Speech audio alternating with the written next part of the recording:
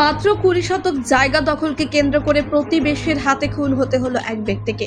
আহত হয়েছেন আরও একজন। আহত চিকিৎসাধীন মালদা মেডিকেল কলেজ হাসপাতালে। চাঞ্চল্যকর ঘটনাটি ঘটেছে শুক্রবার সকালে মালদা জেলার মোথাবাড়ি থানার চক প্রতাপপুরের টিটাহিপার এলাকায়।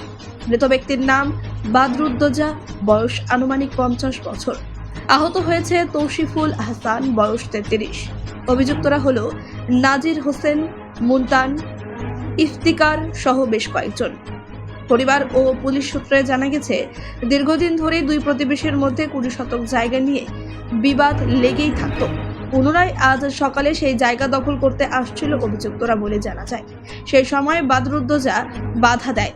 সেই সময় তাকে বেধড়ক মারধর করা হয় ও ধারালো অস্ত্র দিয়ে গলায় আঘাত করা হয়। কাকাকে মারধর করতে দেখে ভাইপো তৌসিফুল হাসান বাধা দিতে যায়, তাকেও ধারালো অস্ত্র দিয়ে আঘাত করা হয় বলে অভিযোগ।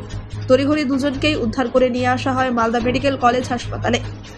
জরুরি বিভাগের চিকিৎসকেরা বাদরুদ্দোজাকে মৃত বলে ঘোষণা করে। মালদা মেডিকেল কলেজ হাসপাতালে আশঙ্কাজনক অবস্থায় চিকিৎসাধীন রয়েছেন মৃত ব্যক্তির ভাইপো তৌসিফুল হাসান। এইদিকে খবর পেয়ে ঘটনাস্থলে পৌঁছায় মোথাবাড়ি থানার বিশাল পুলিশ বাহিনী।